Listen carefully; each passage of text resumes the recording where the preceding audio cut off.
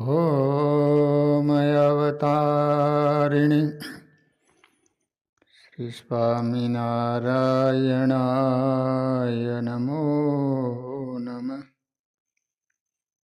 શ્રી હરિકૃષ્ણાય ઘનશ્યામાય નીલકંઠાય સરયુદાસાય નમો નમઃ. બોલો સ્વામિનારાયણ ભગવાનની, શ્રી હરિકૃષ્ણ મહારાજની, શ્રી નરનારાયણ દેવની, શ્રી લક્ષ્મીનારાયણ દેવની, શ્રી રેવતી બળદેવજી મહારાજની. ગઢડા પ્રથમ પ્રકરણનું 49મું વચનામૃત ચાલી રહ્યું છે. બ્રહ્માનંદ સ્વામીનો પ્રશ્ન હતો કે જગતના પદાર્થ સન્મુખ તો એની મેળાએ વૃત્તિ રહે છે, ભગવાનના સ્વરૂપમાં રહેતી નથી. એનું કારણ શું છે? મહારાજે કહ્યું કે જેની વૃત્તિ ભગવાનના સ્વરૂપમાં રહેતી નથી તો એ ભગવાનનો ભક્ત જ નથી. ભગવાનના સ્વરૂપમાં વૃત્તિ રહે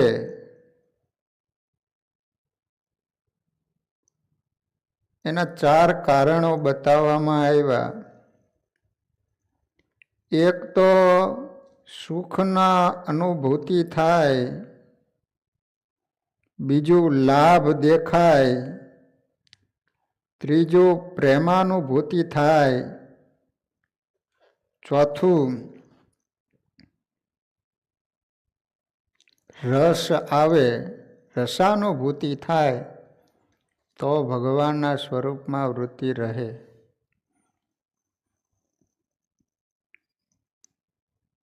પહેલી બાબત કે ભગવાનમાં સુખ રહેલું છે એ આપણને દેખાતું નથી, એટલે આપણું મન ભગવાનના સ્વરૂપમાં સ્થિર થતું નથી. સુખ માત્ર ભગવાનના સ્વરૂપમાં રહેલું છે, ભગવાનના શરણમાં રહેલું છે. ભગવાનનો આશ્રય કરવાથી સુખ પ્રાપ્ત થાય છે. સુખ પામી રે સખી સુખ પામી, હું તો સામળિયાને શરણે જાતા સુખ પામી. જીવનમાં જ્યારે ભક્તજનો દુઃખ આવે ત્યારે ચિંતા થાય.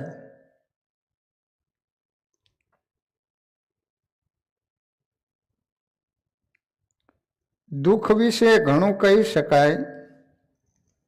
ઘણા દુઃખ તો આપણે પોતે ઊભા કર્યા હોય છે. દાખલા તરીકે કોઈને ચા બીડીનું વ્યસન છે, હવે એને સમયસર ચા પીવા ન મળે તો હેરાન થઈ જાય અને દુઃખી થઈ જાય, તો આ દુઃખ હાથે ઊભું કર્યું કહેવાય. બીજું, બીડી, સિગારેટ, ગુટકાના વ્યસન હોય અને મોઢામાં કેન્સર, ચાંદા પડે, પીડા થાય, એ દુઃખ આપણે હાથે ઊભું કર્યું કહેવાય. ઘરમાં સાસુ વહુને શેનો ઝઘડો હોય? સાસુને એમ હોય કે વહુ મને ખાવા પીવાનું, ચા પાણીનું કાંઈ પૂછતી નથી, ને વહુને એમ કે સાસુ બહુ અજડ છે, અકડ છે, તો હું શું કામ પૂછું? સસરાને સમયે સમયે વહુ પૂછે, સસરા કાંઈ રોકે ટોકે નહીં, એટલે એને વહુ સાચવે, અને સાસુ સાથે બોલવા વઢવાનું થાય એટલે એને કાંઈ ન પૂછે. આ પણ ઊભું કરેલું દુઃખ છે ને. પણ વહુ થોડીક નમી જાય ને બાને પૂછી લે તો દુઃખ છે, અને બા થોડી એની સમજણ રાખે કે હશે, અમે વહુ નહોતી તો બધું હું જાતે કરતી હતી, પણ બેઉ પોતપોતાના સ્વભાવ છોડે નહીં એટલે દુઃખી થાય. આમાં મંદિરમાં પ્રાર્થના કરવાથી ઠાકોરજી શું મદદ કરે? બીડીઓ ઉપર બીડીઓ ચૂસે જ રાખે ને પછી ભગવાનને કહે જાળવજો, કેન્સર બેન્સર થવું ન જોઈએ. એવી પ્રાર્થનાનો કઈ અર્થ હશે? એટલે અમુક દુઃખ તો આપણે જ ઊભા કર્યા છે, એનો ઈલાજ પણ આપણી પાસે છે.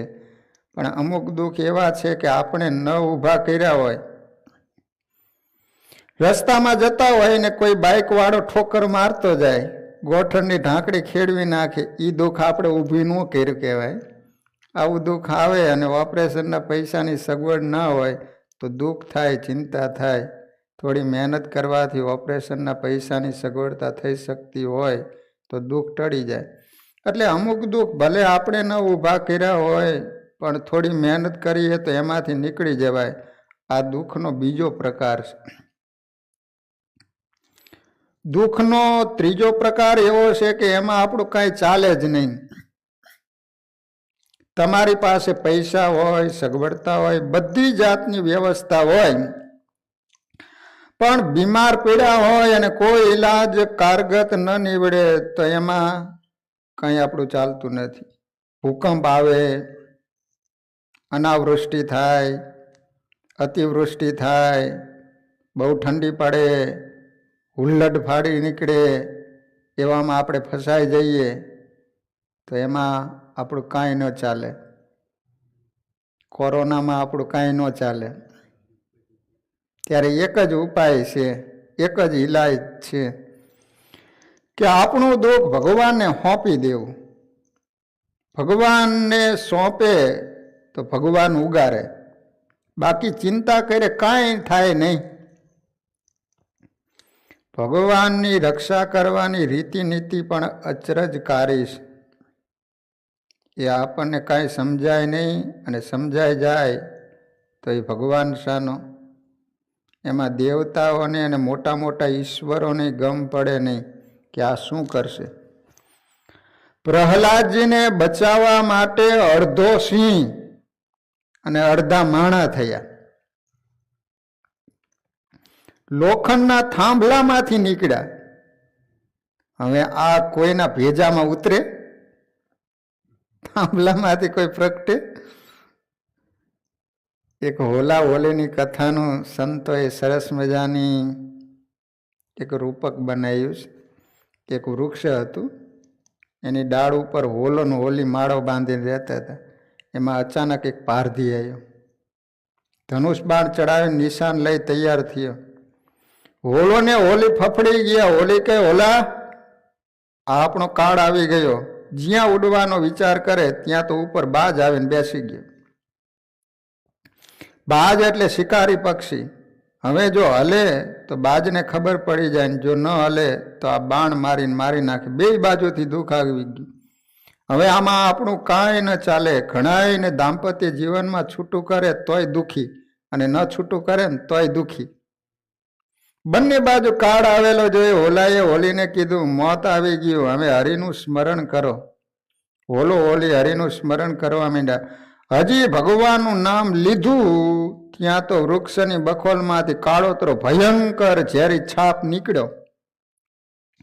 બરાબર પારથી તીર છોડવાની તૈયારી કરતો હતો, એના પગ ઉપર આ સાપે ડંખ માર્યો. એનો હાથ હલી ગયો એટલે હોલા હોલીને બાણ વાગવાની જગ્યાએ ઉપર ઓલું બાજ પંખી હતું એને તીર વાગ્યું ને મરી ગયું. એક જ ક્ષણમાં બાણ વાગવાથી બાજ મરી ગયું, સાપ કરડવાથી પારધી મરી ગયો, હોલો ને હોલી બચી ગયા. આ હરિ સિવાય બીજું કોઈ કરી શકે નહીં. એટલે દુઃખ આવે ત્યારે ભગવાન સિવાય બીજા કોઈ કાંઈ મદદ કરી શકે નહીં.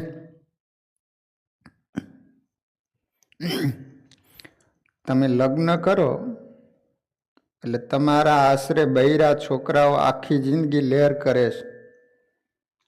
કેવળ લગ્ન મંડપમાં બૈરાએ હાથ સોંપી દીધો અને હસ્તમેળાપ થઈ ગયો એટલે આખી જિંદગીની જવાબદારી મરદ ઉપાડે છે. બોલો, એટલે તુલસીદાસજી કહે છે, જો તમે તમારી જાત ભગવાનને સોંપી દો તો તમારી જવાબદારી ભગવાન ન ઉપાડે?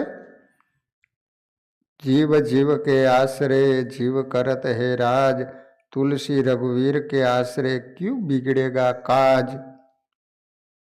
એક સામાન્ય સ્ત્રી પણ જો મહારાજ સમ્રાટને પરણી જાય તો જેટલામાં રાજાનું રાજ એટલામાં રાણીનું રાજ થઈ જાય ને. તો પછી જીવ ભગવાનને જો સોંપાઈ જાય તો કલ્યાણ શા માટે ન થાય? પણ સામાન્ય સ્ત્રીને પરણ્યા પછી જે રાજ મળે એ વૈશ્યાને ક્યારેય ન મળે, કારણ કે એ ક્યાંય સોંપાય નથી. એમ જ્યાં સુધી આપણે વૈશ્યા જેવા હોઈએ, ચિત્તથી વ્યભિચારી ભક્તિ હોય, મન સંસારમાં ભટક્યા કરતું હોય અને ભગવાનની સાથે હસ્તમેળાપ ન થાય, ભગવાનનો આશ્રય ન કરીએ તો ભગવાન આ બધી જવાબદારીઓ ઉપાડતા નથી, ભગવાનના થવું પડે. જેમ સ્ત્રી કોઈ એકને પરણે તો જ એનો પતિ એનો ભાર ઉપાડે, એમ જે વ્યક્તિ ભગવાનને સંપૂર્ણ આશ્રિત થઈ જાય એનો જ ભાર ભગવાન ઉપાડે. વલ્લભાચાર્યજીએ તો વૈષ્ણવોને ખાસ કહ્યું છે કે જે ભગવાનનો ભગત થયો અને એ જો ચિંતા કરે તો કૃષ્ણને શરમ આવે એવી વાત છે. નરસિંહ મહેતાને કેટલાય દુઃખ પડ્યા પણ એને ક્યારેય ચિંતા કરી નથી. ચિંતા કરવાને બદલે ભજન કર્યું છે, કારણ કે એમને શ્રી કૃષ્ણ ભગવાનનો આશરો હતો. આ વાત પણ ગજબ છે. સાંભળી લેવું ને કહી દેવું સરળ છે, પણ સોંપાઈ જવું બહુ કઠણ છે. દયારામે પણ અદ્ભુત પંક્તિ કહીશ, જીવતું સિદ્ધને ચિંતા કરે, કૃષ્ણને કરવું હોય તે કરે. આટલી પંક્તિ જો જીવનમાં ઉતરી જાય ને તો બીજી કોઈ ઉપાધિ રહે નહીં. પણ ઘણીવાર આપણને સમજવાનું હોય કંઈક અને સમજીએ કંઈક. જેમ કે 10-12 છોકરાઓ એક રૂમમાં રહેતા હતા, એમાં સવારે પાણી ગયું. બધાએ વિચાર્યું કે આપણે કાલે જ સાંભળીને આવ્યા છીએ કે ચિંતા ન કરાય, એમ વિચારીને બધા પોતપોતાના કામ ધંધે રવાના થઈ ગયા. સાંજે છોકરાઓ મને મળ્યા અને કહે, અમે કોઈ ચિંતા કરતા નથી, થવું હશે એ થશે. મેં કહ્યું, એલા એવું મેં ક્યાં કીધું? આપણા હાથમાં જેટલું હોય એટલું થોડું ઘણું કામ કે પ્રયત્ન તો કરવા જ પડે ને. અહીંયા કંઈ ગોળામાં પાણી ભગવાન ભરી જાય? તમે જો નરસિંહ મહેતા જેવા થઈ ગયા હોય અને કરતાલ વગાડીને ભજન જ કરતા હો તો તમારા નળમાં દામોદર પાણી થઈને આવે. પણ તમારે જવું છે શેર બજારમાં, કોલ સેન્ટરમાં કે 3 થી 6 પિક્ચરમાં, શોમાં, તો કૃષ્ણ ક્યાંથી આવે? એટલે કોઈ પણ વાતનો સરળ અર્થ કાઢો. હા, તમે મહેનત કરો અને પાણી આવે જ નહીં તો પછી ઠાકોરજી પર છોડાય કે એમની ઈચ્છા હશે એમ થશે. મહાભારતમાં અર્જુનની વાત જાણીતી છે. ભીષ્મ દાદાએ પ્રતિજ્ઞા કરી તોય અર્જુને કૃષ્ણ પર પૂર્ણ ભરોસો મૂક્યો હોવાથી ખસખસાટ સૂઈ ગયા હતા. એક હકીકત એવી છે કે આપણે બધા મુસાફર છીએ અને ભગવાન આપણો ટ્રાવેલ એજન્ટ છે. એટલે આપણા ઠેકાણા નક્કી છે અને એ મુજબની મુસાફરી ભગવાને ફિક્સ કરેલી છે. હવે આપણે ગમે એટલા માથા પછાડીએ તો એમાં કાંઈ થવાનું? તમારી ટૂર ફિક્સ થયેલી હોય અને પછી તમે કહો કે ગાડી પહેલી બાજુ લઈ લો તો જાય નહીં ને. પણ છતાંય ઠાકોરજી એવો છે કે એની સાથે ભક્તિપૂર્વક જોડાઈએ તો નક્કી હોય તેમાં પણ રક્ષા કરે. પણ અમુક ઘટનાઓ તો ફિક્સ જ છે ને. તમારે કોની સાથે લગ્ન થવાના છે એ ફિક્સ જ છે. બીજું તો કોઈ આવે જ નહીં, કારણ કે બીજું આવે તો એનું જોડું ક્યાં જાય? આ તમે શર્ટ પહેરો, એનું એક બટન ખોટું દેવાઈ જાય તો બધા બટન ખોટા દેવાઈ જાય ને. તો કેટલું દોડાઈ જાય, એકની પાછળ બધાયનું દોડાઈ જાય. અર્જુન નચિંત છે. જીવ તું સિદ્ધને ચિંતા કરે, કૃષ્ણને કરવું હોય તે કરે. એમ વિચારીને નિરાયતે સૂઈ ગયા.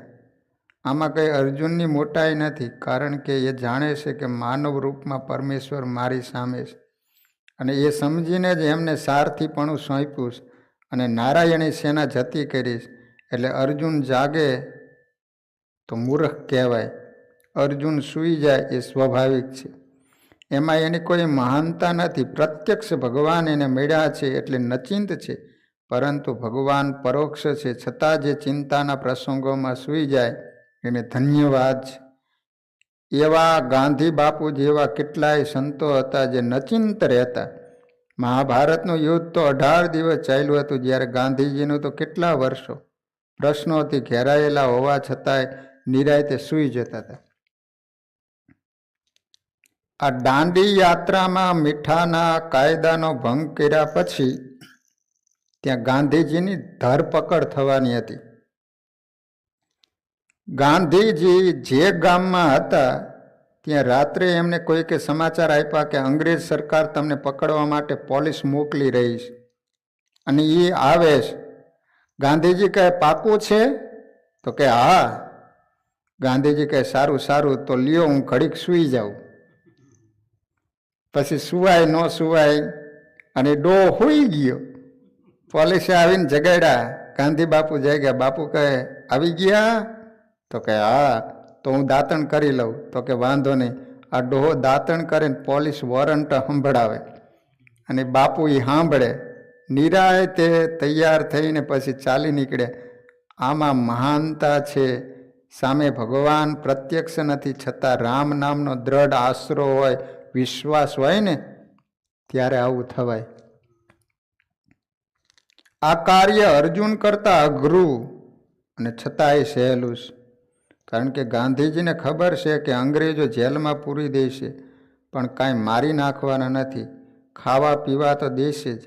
અંગ્રેજો આમ તો કાયદા કાનૂનને માનવાવાળા, નીતિ નિયમો પાડીને આખા વિશ્વમાં રાજ કર્યું. અંગ્રેજોની જગ્યાએ જર્મન કે ચાઇનીઝના લોકોએ આપણને ગુલામ તરીકે રાખ્યા હોત તો ગાંધીજીની તાકાત નથી કે આ સ્વતંત્રતા મેળવી શકે. તો સીધે સીધું ચીરીને મીઠું ભરી દે અને કાચા ને કાચા ખાઈ જાય.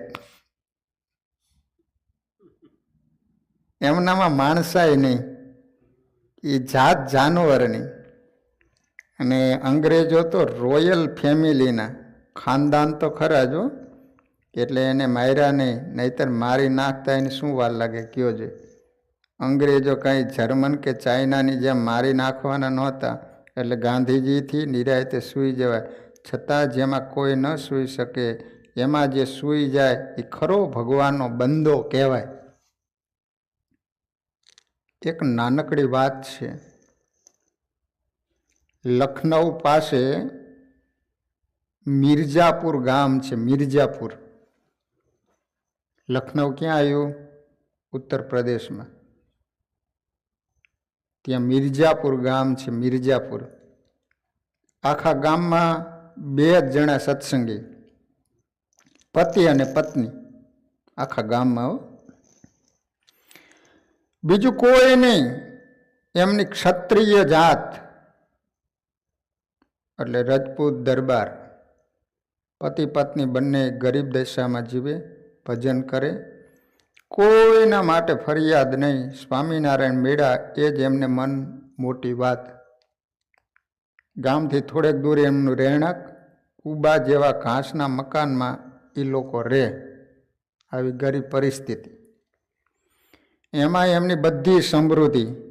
ત્યાં કંઈ એમને દિવાન ખંડ, બેઠક room, children room, chess room, એવા અલગ અલગ રૂમો જેવું કંઈ જ નહીં. જે કહો તે ઓલ ઇન વન. રસોડું ત્યાં, સુવાનું ત્યાં, છતાં ભજન સુખે કરે. એમાં એમને ત્યાં દીકરાનો જન્મ થયો. દીકરો થયો 1 મહિનાનો. છોકરો હજી નાનકડો, એટલે મહિનો દાડો તો બૈરાઓને હજી સૂતક પાડવાનું હોય, ફરજિયાત આરામ જ કરવાનો હોય. એક જ ખાટલી વચ્ચે રાખેલી, એના ઉપર આ બાઈ સૂતેલી. પડખે 1 મહિનાનો છોકરો સૂતેલો. એના પતિ બહાર ગામ ગયા હશે. બાઈ તો નિરાયતે સૂઈ ગયા. એમાં એક ઘાસના મકાનમાં આગ લાગી અને આખા ઘરને ચારેય બાજુથી જોત જોતામાં આગ વીંટળાઈ ગઈ. બાઈ જાગી, આખું ઘર આગમાં વીંટળાઈ ગયું. બાઈ નાનું છોકરું તેડી અને બહાર નીકળવા માટે મથે, પણ હવે તો દરવાજો હળગે, નીકળવું ક્યાંથી? આગની જ્વાળામાં દેખાય પણ નહીં કે દરવાજો ક્યાં છે, ક્યાંથી નીકળવું. અને એ પોકાર કરે, હે સ્વામિનારાયણ, હે મહારાજ, હે પ્રભુ, અમારે તમારો આશરો, મારા બાપ, હે નાથ, હે ઘનશ્યામ, હે હરિ, હે સ્વામિનારાયણ, આવો, બચાવો, બચાવો. પોકાર કર્યા પણ કોણ આવે? બાઈ પોકાર કરે, હે મહારાજ, હે સ્વામિનારાયણ, આવો, દોડો, પ્રભુ, કોઈ બચાવો, હું ને મારો દીકરો બે બળીને ભસ્મ થઈ જઈશું. આખું ગામ તમારી ઠેકડી ઉઠાવશે. બાઈ તો આમથી તેમ બાળકને તેડીને ફરે. પછી ક્ષણમાં બાઈએ નિર્ણય કરી લીધો કે આમાં નીકળાય એવું છે જ નહીં. બસ એના એ જ ઢોલિયામાં છોકરાને પડખે લઈ માથે ગોદડું ઓઢીને લાંબી થઈ ગઈ અને ઘસઘસાટ ઊંઘી ગઈ. વાહ રે વાહ! એને વિચાર્યું કે જેમ મારા ઠાકોરજીને કરવું હોય એમ કરે. કેટલો વિશ્વાસ! નકર ઊંઘ આવે? ચારે બાજુ આગ લાગી છે અને આ બાઈ તો શાંતિથી સૂઈ ગઈ, ઘસઘસાટ ઊંઘી ગઈ, જાણે કાંઈ થયું નહીં. બોલો, ક્યાં વિશ્વાસે સૂઈ ગઈ હશે? સત્સંગમાં આવો એકમાત્ર દાખલો છે. વિચાર કરો, હું ને તમે આમ પડી રહીએ અને એ પણ તરત જ તમે ઘસઘસાટ ઊંઘી જાઓ. એ કેમ બને? આખું ઘર સળગી ગયું. લાલ ચટાકા જેવા કોલસાઓ પવનમાં દાંતિયા કરે, થોડી વરાળું ઝડપું નાખે, ઘર આખું સળગી ગયું. જ્વાળાઓ સમી. એ વખતે ભગવાન સ્વામિનારાયણ આવ્યા. લાકડીથી બાઈને જગાડી. ચારે બાજુ લાકડાના કોલસા પડેલા અને ભગવાને બાઈને જગાડી. પોકાર કરો તો એ જરૂર આવે, પણ એની ગણતરી એ આવે. 2-3 વાર જગાડ્યા ત્યારે તો માન જાગી. ગોદડું આઘું કરીને છોકરું તેડીને સામું જોવે ત્યાં તો સ્વયં મહારાજ. અરે મહારાજ, તમે? આંખમાં બોર જેવડા આંસુ આવી ગયા. પહેલો પ્રશ્ન મહારાજે એ કર્યો કે આ ઘર સળગે અને તું સૂઈ ગઈ? તને ઊંઘ કેમ આવી? ભગવાનને પણ પ્રશ્ન થયો તો કહે, હા મહારાજ, મને તો ઊંઘ આવી ગયો.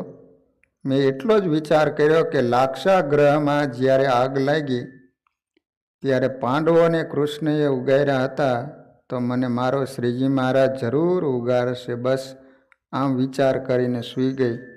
મહારાજ કહે, આટલો જ વિચાર? તો કે ના, બીજોય વિચાર હતો. શું? કદાચ ન બચાવે ને જતા રહીએ તોય ત્યાં એની પાસે પહોંચીને એમની સેવામાં રહીશું અને ભજન કરીશું. મેં તો 2 બાજુ નક્કી કર્યું હતું. પછી નિરાંતે સૂઈ ગઈ. આ છે ગામડાના અભણ માણસો. મહારાજ કહે, સારું, ચિંતા ન કરવી, પણ ભજન કરવું. એ વખતે ગામના લોકોને ખબર પડી. બધા દોડીને આવ્યા. બધા આવ્યા એટલે શ્રીજી મહારાજ અદ્રશ્ય થઈ ગયા. મિર્જાપુરમાં આ સત્ય ઘટના ઘટી ગયેલી. ભગવાને કેવી રક્ષા કરી!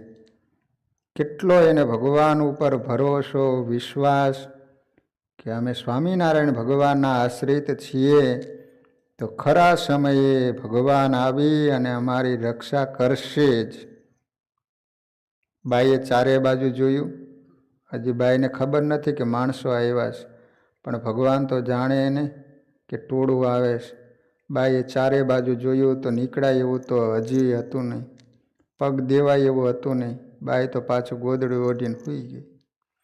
ગામના લોકો આવ્યા ને એમને થયું કે ઓહો, આખું ઘર સળગી ગયું. નજીક આવીને જ્યાં જુએ ને ત્યાં માની ન શકાય. આખું ઘર સળગતા કોલસાથી ભરેલું અને ગોદડું ઓઢેલું, એના ઉપર પણ કોલસા પડેલા, પણ ખાટલાના પાયા અને આખા ઘરને કોલસાની જ્વાળા લાગે, પણ જ્યાં કોલસા ગોદડા ઉપર પડે ત્યાં તરત ઠરી જાય. ખાટલો અકબંધ, ગોદડું અકબંધ. આ જોઈને ગામડાઓ વાળાએ તો બૂમ પાડી, એ બેનજી, ઓ બેનજી. ત્યારે તો બેન જાગ્યા. ત્યારે એને આશ્ચર્ય થયું, આખા ગામને થયું કે ખરેખર ભગવાન સ્વામિનારાયણ સિવાય આની કોઈ રક્ષા કરી શકે નહીં. ભગવાનના કર્તૃત્વ વગર આવું થાય ન થાય. જો ભગવાનને કેવા બચાવ્યા, કેવો એ બાઈનો આશ્રય. કોઈએ બહુ કિંમતી વાત લખી છે કે જો અપની કશ્તી મેરે રહેમત કે સહારે છોડ દેતા है उसे तूफान खुद आकर किनारे छोड़ देता है. કશ્તી એટલે નૌકા. જે પોતાના જીવનની નૌકા મારી કૃપાને સહારે છોડી દે એને તોફાન પોતે આવીને કિનારે છોડી જાય છે.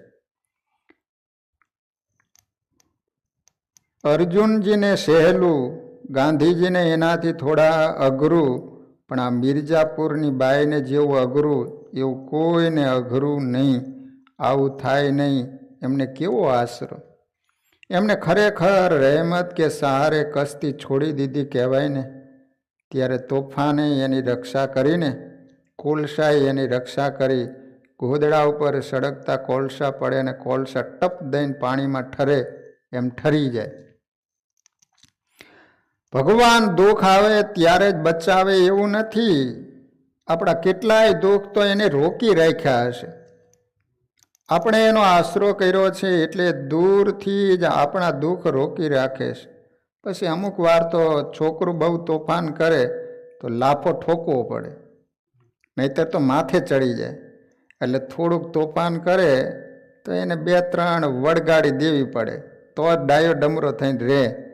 એમાં આપણને 2 પૈસા મળે, થોડું સન્માન મળે, થોડું સુખ મળે, કૈયાગુરુ બૈરું મળે, દેવના જેવા 1-2 દીકરા મળે, પૈસે ટકે સારું હોય અને સારું સાસરું મળે, સસરા ફ્લેટ લઈ દે, ગાડી લઈ દે, એટલે આપણે ફાયટા ફરીએ. એ પછી ભગવાન એક ધોલ ઠોકે એટલે સીધું થઈ જાય, પછી પાછા સીધા ચાલીએ. એક સરસ વાત, નવા પરણેલા હોય બાઇક લઈને ફરવા નીકળે. બૈરાને પાછળ બેસાડ્યા હોય, પેલો હાંકતો હોય, પણ એ ધીમે ધીમે ન હાંકે. અમુક એની સ્ટાઇલ ભ્રૂમ ભ્રૂમ સ્પીડમાં જવા દે અને આમ આડું અવડું એવું ચલાવે કે પેલું બૈરું એના 2 ખભા પકડી લે. એ આને બહુ ગમે. બીજું કાંઈ નહીં, ઝડપથી આડું અવડું એટલા માટે ચલાવે કે નવું પાત્ર આવ્યું છે એ આને બાથ ભરી લે. પછી પેલી બૂમું પાડે તોય આ તો આવું જ કરે. એમ ઠાકોરજીને એમ છે કે હું થોડું આમ તેમ કરું તો મારો દીકરો મને બાથ ભરે, એટલે આપણને દુઃખ આપે. થોડુંક આમ આડું અવડું કરે ને એટલે ભગવાન બહુ સંભાળે.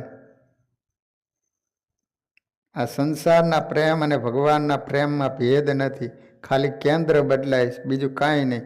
જેમ છોકરા છોકરી એકબીજાની આગળ ગાંડા કાઢતા હોય એમ જ ભગત ભગવાનની આગળ ગાંડા કાઢતો હોય. મીરાબાઈ કૃષ્ણની આગળ શું કરે છે? નરસિંહ મહેતા ભગવાનની આગળ શું કરે છે? તેઓ ભગવાનને ફરિયાદ કરે છે કે તારે કેમ દેખાવું નથી? મીરાબાઈ શું કહેતી હતી? મારી સાથે ક્યારે બોલીશ? શ્યામ ભાઈ મોરે શ્યામ ન આવે, શ્યામ બિના ક્યું શ્યામ શું આવે? સાંજ પડી તો હજી મારા શ્યામ આવ્યા નહીં. એટલે પ્રેમમાં કોઈ ભેદ નથી, ખાલી પાત્ર બદલાઈ જાય છે. એટલે ભગવાન પછી થોડી ઘણી થપાટ મારે પણ ખરા, જે અંતે તો આપણા લાભ માટે જ હોય. છતાંય આશ્રય કરીને ઘણા દુઃખ તો દૂરથી ચાલ્યા જતા હોય છે, એ હકીકત છે. ભગવાનનો આશરો ઘણાય દુઃખ ઓછા કરી નાખે છે, પણ આપણને ખબર ન હોય. અકસ્માત થવાનો હોય અને બચાવી લીધા તો આપણને તો ખબર જ નથી પડવાની કે અકસ્માત થવાનું હતું.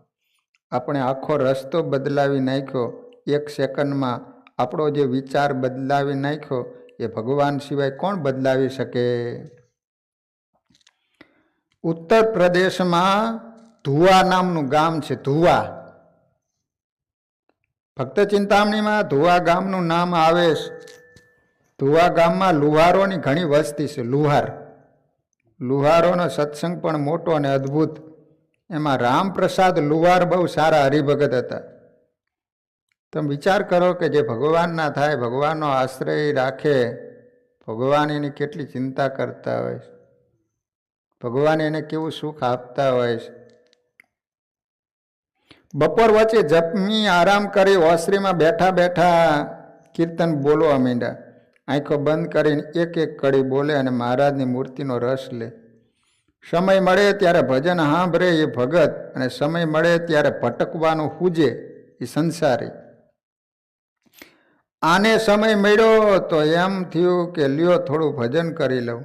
ઘણા છોકરાઓ એવો હોય છે કે પરીક્ષા પતે એટલે કે હાલો હાલો એકાદ પિક્ચર જોઈ આવીએ.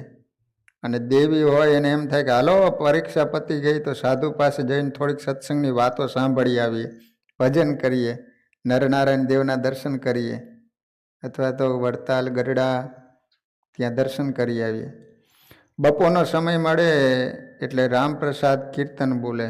તારો ચટક રંગીલો છેડલો યાલ બેલા રે, એવા સરસ કીર્તન લલકારતા હતા. એવા પ્રકાશ થયો. જ્યાં સામે જોવે ત્યાં 3 છોગલાવાળા સહજાનંદ સ્વામી હાજર થઈ ગયા.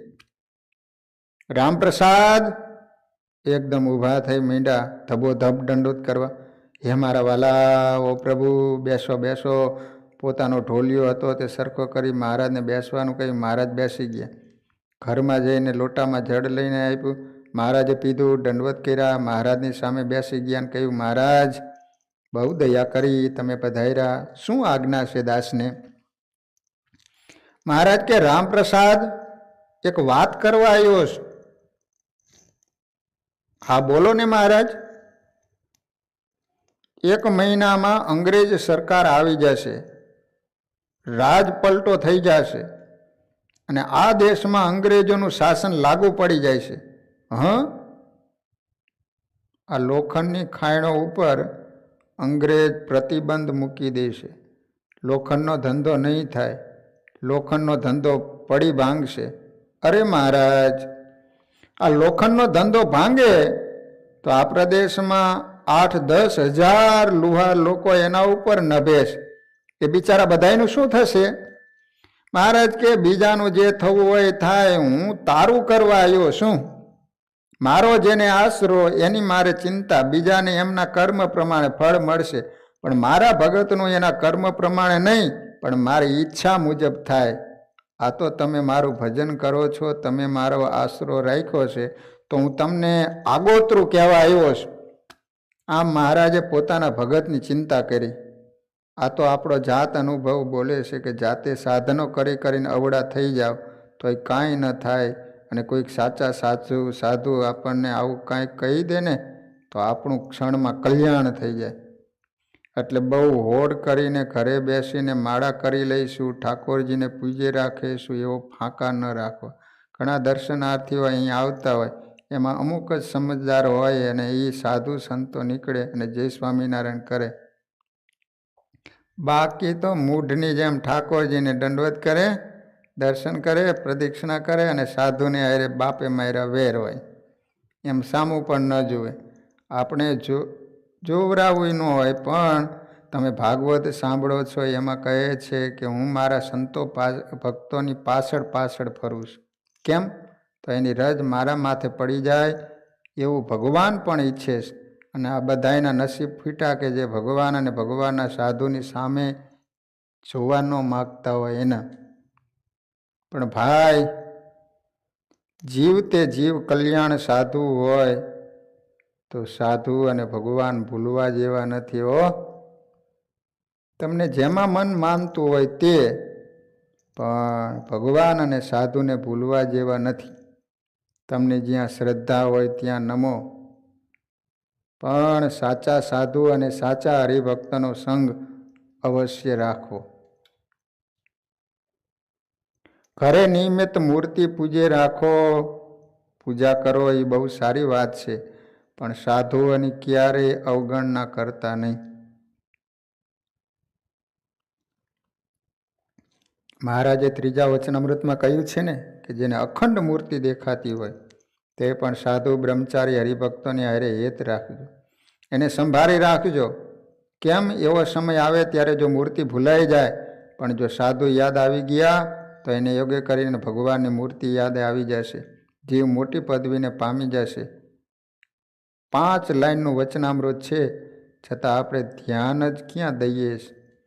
તો મહારાજે રામપ્રસાદને વાત કરતા કહ્યું કે રામપ્રસાદ, ઓ રામપ્રસાદ, આ અંગ્રેજો આવી જાય છે, લોખંડની ખાણો ઉપર પ્રતિબંધ મુકાય છે, ધંધો ભાંગી પડશે, બીજાનું કર્મ પ્રમાણે થશે, પણ તમારે છે ને ધંધો બદલી નાખો. બોલો ને મહારાજ, હું શું કરું? હું આ લુવારી કામ મૂકી દઉં અને સુથારી કામ કરું? અરર મહારાજ, હવે આ બે વિપરીત કહેવાય. આ કામ તો આખું ઊંધું થયું. ક્યાં લોખંડ ઘડવા ને ક્યાં લાકડાનું કામ કરવું? અમારે આમાં રંધો હાંકવાનો આવે જ નહીં, હથોડા જ પછાડવાનું આવે. હવે આમાં કેમ મેળ પાડવો? મહારાજ કે રામપ્રસાદ, મેળ પાડવો ન પાડવો કોના હાથમાં છે? હે મહારાજ, એ તો તમારા હાથમાં છે. હવે શું કરવું મહારાજ કે કંઠી, માળા ને બીજું કંઈ લાકડાની કાષ્ટની એવી વસ્તુઓ બધી બનાવો. એ મહારાજ, માળા કંઠીનું હાલશે? રામપ્રસાદ, કોનું હાલે? એ મહારાજ, તમારું. હા, અમારું હાલતું હોય તો લાકડું હાલે, ન હાલવા દેવું હોય ને તો હોનું ન હાલે. અરે મહારાજ, ભલે ભલે, હું કંઠી, માળા અને બીજું લાકડાનું બધું કામ કરીશ. હા, બસ એટલું જ કરજે. અને જે તમને મેં દર્શન દીધા, એટલે હવે જેટલા આપણા હરિભક્તો છે, મારો આશરો કરીને બેઠા છે, સ્વામિનારાયણ સ્વામિનારાયણ કરે છે, એ બધાને તમે બપોર પછી ભેળા કરીને ચેતવી દેજો કે બધાએ ધંધો બદલી નાખે. ભલે મહારાજ, આજે જ હું બપોર પછી બધાને ભેળા કરીને કહી દઉં કે ધંધો બદલી નાખજો. મહારાજ તરત ઊભા થયા, હાથમાં સોટી લીધી, ચાખડી પહેરી અને ફરી બૂમ પાડી, એ રામપ્રસાદ, એક કામ હજી કરજે. ઊભા થતાં થતાં છોગલાને સરખું કરતાં કરતાં મહારાજ કે રામપ્રસાદ, એક કામ કરજે. હા મહારાજ, બોલો. બંને ઊભા થઈ ગયા. ઊભા વાત કરતા ઓસરીની કોરે ચાલતા ચાલતા મહારાજે કહ્યું, રામપ્રસાદ, ઓલા કરશન લુહારને તે 6,000 રૂપિયા આપ્યા છે ને, એ તારા રૂપિયા લઈ લેજે, નહીતર તારા રૂપિયા ખોટા થઈ જાય છે.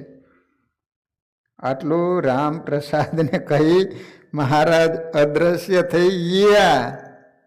વિચાર કરો, ભગવાન પોતાના ભક્તોની કેવી કેવી સહાય કરે છે, કેવું કામ કરે છે. આશરો જીવનમાં કેટલો મહત્વનો છે. બપોર પછી રામપ્રસાદ બધાને ભેગા કરી મહારાજે કહેલી વાત વિસ્તારથી સંભળાવી, ધંધો બદલવાની સલાહ આપી.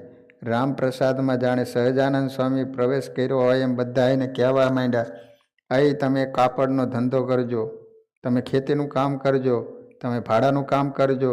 એમ જેને જે કામ સેટ થતું હતું એ ફટાફટ બોલવા માંડ્યા. એટલે માણસો પણ ફટાફટ હા પાડવા માંડ્યા. રામપ્રસાદને ખબર ન હોય, પણ એમની અંદર રહીને સહજાનંદ સ્વામી બધાને સમજાવી દીધું. અને એ જમાનામાં બધા હરિભક્તોએ શ્રીજી મહારાજે આ રીતે ઉગારી લીધા. માટે અખંડ રોજી હરિના હાથમાં, વાલો મારો જુએ છે વિચારી, દેવાવાળો નથી દુબળો, ભગવાન નથી રે ભિખારી. અરે 9 મહિના માતાના ઉદરમાં રહ્યા, તેદી વાલે જડથી જીવાડ્યા. ઉદર વૈસાને વાલો મારો આપશે સુતાને જગાડી. અખંડ રોજી હરિના હાથમાં. વાહ રે વાહ ભગવાન, આવો બીજો કોણ દયાળુ? એ તો આ સહજાનંદ સ્વામી છે. દયાળુ છે અને પાછા બળવંત છે. આરતીમાં મુક્તાનંદ સ્વામીએ બહુ વિચારીને શબ્દો મૂક્યા, સહજાનંદ દયાળુ બળવંત બહુનામી. એ દયાળુ પણ છે અને પાછા સમર્થ છે. દયાળુ હોય ને પણ સમર્થ ન હોય તો શું કરી શકે? કયો હલો, એની પાસે કંઈ હોય જ નહીં. તો ભગવાન તો દયાળુ છે અને પાછા સમર્થ છે, બહુનામી છે. શેષ શારદા અને બ્રહ્મા પણ એમના ગુણને પારને પામી શકતા નથી, ભગવાનના આશરા વિના બધું નિરર્થક. જાગ કર્યો પુણ્ય ભાગ ભર્યો, સબ ત્યાગ કર્યો કહું રાગ ધર્યો હે. ન્યાસ કર્યો ઉપવાસ કર્યો, વનવાસ કર્યો તહ પ્યાસ મર્યો હે. જાપ કર્યો સુર થાપ કર્યો, વિલાપ કર્યો તન તાપ પર્યો હે. બ્રહ્મ મુનિ કહે ઘનશ્યામ કો આશ્રય, જો ન કર્યો તો કશું ન કર્યો હે. જાગ કર્યો એટલે યજ્ઞ યજ્ઞાદિક કર્યા, પુણ્ય ભાગ કર્યો એટલે દાન પુણ્ય બહુ કર્યા, સબ ત્યાગ કર્યો બધું છોડી દીધું. કહું રાગ ધર્યો, ક્યાંક એવી સાચી જગ્યાએ ભક્તિ પણ વધારી હશે. ન્યાસ કર્યો એટલે સંન્યાસ લઈ લીધો. ઉપવાસ કર્યો, અન્ન જળ ગ્રહણ કરે નહીં, દિવસો સુધી તેવા તપ કર્યા કરે. વનવાસ કર્યો, બધી જ ફેસિલિટી છોડીને જંગલમાં ભાગી ગયો. ત્યાં પ્યાસ મર્યો હે, પાણી ન પીવાના વ્રત રાખ્યા. જાપ કર્યા, સુરથાપ કર્યો, જાત જાતના દેવતાઓના સ્થાપન કર્યા અને એના જાપ કર્યા. શનિના, મંગળના, વરુણના, અગ્નિના, આવા અનેક દેવતાઓના જાપ કર્યા. દેવતાઓનું સ્થાપન કરીને એના જાપ કર્યા. સુવિલાપ કર્યો, એની આગળ ખૂબ રેડ્યો. તન તાપ કર્યો, ભક્તિના પ્રેમના તાપમાં સળગ્યો. પણ બ્રહ્મુનિ કહે ઘનશ્યામ કો આશ્રય, જો ના કર્યો તો કશું ના કર્યો હે. આ બધું હોય પણ જ્યાં સુધી ભગવાનનો આશરો નથી કર્યો ત્યાં સુધી કંઈ જ કર્યું નથી. કારણ કે બીજું બધું જેટલું જેટલું કર્યું છે એ બધું જ આખરે લાખ વર્ષ પછી, 10 લાખ વર્ષ પછી, કરોડ વર્ષ પછી આખરે નાશ થઈ જાય છે. અને એક મહારાજનો આશરો જ એક અખંડ ચૂડલો છે. એટલે બ્રહ્માનંદ સ્વામી કહે છે કે જેને ઘનશ્યામનો આશ્રય નથી કર્યો તો એને જાણે કશું જ કર્યું નથી. લો આ રીતે સુખ માત્ર ભગવાનમાં રહેલું જ. જો આ રીતે ભગવાનમાં તમને સુખાનુભૂતિ થાય તો મહારાજ કહે છે કે મન ભગવાનમાં સ્થિર થાય. કથાનો સમય પૂરો. ભગવદ સ્મરણ સાથે કથાને વિરામ. શ્રીપતિમ શ્રીધરમ સર્વદે ઈશ્વરમ ભક્તિધરમ આત્મજમ વાસુદેવમ હરિમ માધવમ કેશવમ કામદમ કારણમ સ્વામિનારાયણમ નીલકંઠમ ભજે સહજાન મહારાજ. સ્વામિનારાયણ સ્વામિનારાયણ સ્વામિનારાયણ સ્વામિનારાયણ સ્વામી.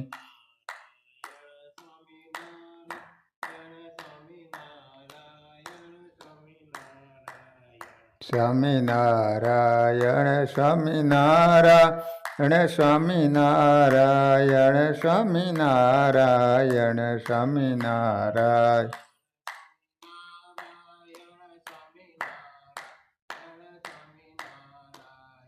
સ્વામિનારાયણ સ્વામિનારાયણ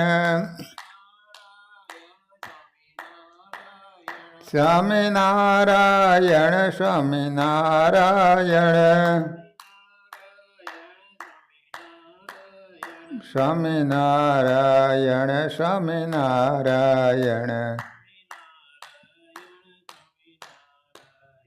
સ્વામિનારાયણ સ્વામિનારાયણ. સહજાન મહારાજની, હરિકૃષ્ણ મહારાજની, સ્વામિનારાયણ ભગવાન. બધા જ હરિ